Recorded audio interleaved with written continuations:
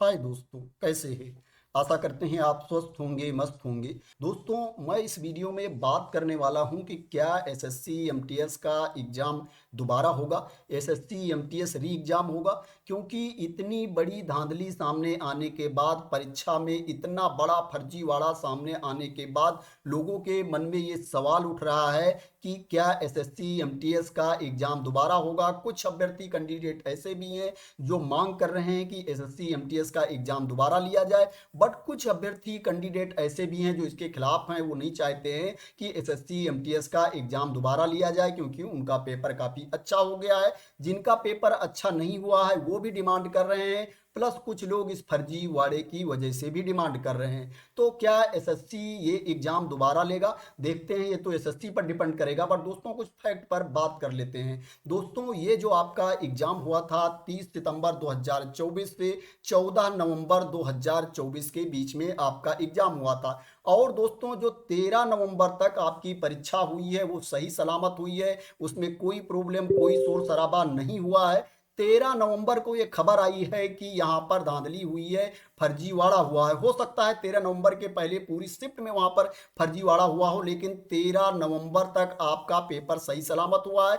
13 नवंबर को ये खबर आने के बाद एसएससी ने जो 14 नवंबर को पेपर था उसको शिफ्ट कर दिया। उस पेपर को पुनः निर्धारित करके 19 नवंबर 2024 को वो पेपर लिया गया। मेरे सामने नोटिस ओपन है, एग्जाम डेट वाले भी नोटिस ओपन है, प्लस क्या है जो पेपर शेड्यूल किया गया है उसकी भी इंफॉर्मेशन यहाँ पर दी गई है कि पूर्णिया डिजिटल में दिनांक 14/11/2024 को तीनों शिफ्ट में निर्धारित एमटीएस परीक्षा 2024 प्रशासनिक कारणों से रद्द कर दी गई थी, जिसकी परीक्षा दिनांक 19/11/2024 को पुनः निर्धारित की गई है। दोस्तों, ऐसी खबर आने के बाद कि यहाँ पर धांधली हुई है, फर्जीवाड़ा हुआ है, उसके बाद क्या है एसएससी ने डिसीजन लिया। जो 14 नवंबर 2024 को पेपर था पूर्णिया डिजिटल में, उसको शिफ्ट करके 19 नवंबर 2024 कर दिया। लेकिन उससे पहले वाले पेपर के बारे में कोई डिसीजन नहीं लिया गया। दोस्तों, अगर बात करें कि इसमें कितने लोगों ने फॉर्म फिल कर रखा था, कितने लोगों ने पेपर दिया है, तो दोस्तों एसएससी एमटीएस के एग्जाम में 57 लाख से ज़्यादा अभ्यर्थियों ने आवेदन कर रखा था। 57 लाख प्लस कैंडिडेट इसमें अप्लाई कर रखे हैं। दोस्तों, बात करें कितने लोगों ने पेपर दिया, तो दोस्तों 28 लाख प्लस कैंडिडेट ने अटेंडेंस दिया है। 28 लाख से ज़्यादा अभ्यर्थियों ने इसमें पेपर दिया है। तो दोस्तों, इतने ज़्यादा अभ्यर्थियों का पेपर कैंसिल करना आसान नहीं है, क्योंकि अगर पेपर एसएससी कैंसिल करता है तो उसको जितने लोगों ने फॉर्म फिल कर रखा है इनके लिए दोबारा अरेंजमेंट करना पड़ेगा। 57 लाख से ज़्यादा अभ्यर्थियों के लिए दोबारा अरेंजमेंट करना पड़ेगा, इंस्टीट्यूट बुक करना पड़ेगा, इनके लिए प्लानिंग करनी पड़ेगी। तो दोस्तों ये आसान नहीं है। तो दोस्तों इसलिए ये मुश्किल है कि सभी अभ्यर्थियों का पेपर कैंसिल होगा। बट दोस्तों, जिस सेंटर पर धांधली हुई है, फर्जीवाड़ा हुआ है, वहां का पेपर कैंसिल होना तय माना जा रहा है। वहां सभी शिफ्ट का पेपर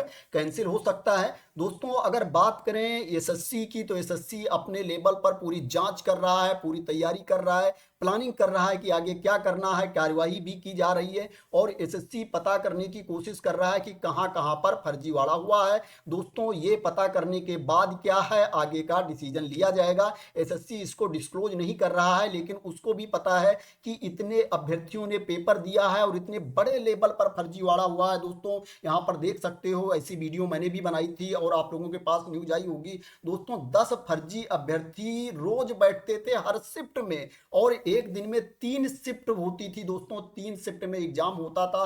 30 अभ्यर्थी फर्जी रोज बैठते थे और एक अभ्यर्थी के बदले 80,000 रुपए लिए जाते थे। और दोस्तों, यहाँ पर जो टीसीएस का अधिकारी था वो भी मिला हुआ था, और जो एसएससी का फ्लाइंग ऑफिसर था इजहार आलम, वो भी मिला हुआ था। प्लस दोस्तों क्या है, जो वहां पर मजिस्ट्रेट बना के भेजे गए थे सुरेश प्रसाद यादव जी, वो भी फर्जी पाए गए हैं। तो दोस्तों, इतने बड़े लेवल पर फर्जीवाड़ा हुआ है, तो इसलिए दोस्तों एसएससी को भी पता है, एसएससी अपने लेवल पर क्या है पूरी तरीके से इसकी जांच कर रहा है, पूरी प्लानिंग कर रहा है, कार्यवाही कर रहा है।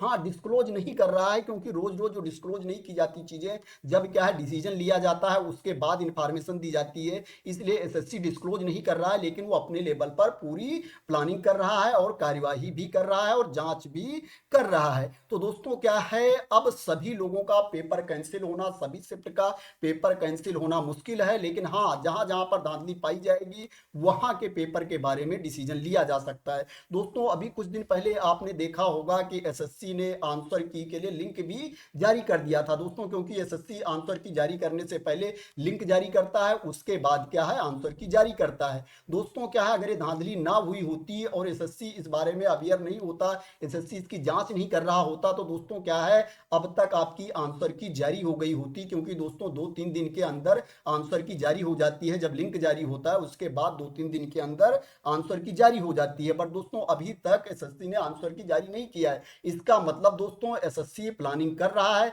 अब देखते हैं दोस्तों एसएससी आगे क्या डिसीजन लेता है। लेकिन अगर फैक्ट के बेसिस पर बात करें तो सभी अभ्यर्थियों का सभी शिफ्ट का पेपर कैंसिल नहीं होगा। अगर पेपर कैंसिल होगा तो जहां पर फर्जीवाड़ा हुआ है या अगर दूसरे सेंटर पर भी फर्जीवाड़ा पाया जाता है तो वहां का पेपर कैंसिल हो सकता है, लेकिन सभी अभ्यर्थियों का पेपर कैंसिल होना मुश्किल है। तो दोस्तों आशा करते हैं कि आपको क्लियरिटी मिल गई होगी फैक्ट के बेसिस पर और ये वीडियो आपको पसंद आई होगी। दोस्तों आपको क्या लगता है कि एग्जाम कैंसिल होगा कि नहीं कैंसिल होगा, इसके बारे में आप लोग कमेंट में जरूर बताइएगा। तो थैंक यू सो मच दोस्तों फॉर वॉचिंग।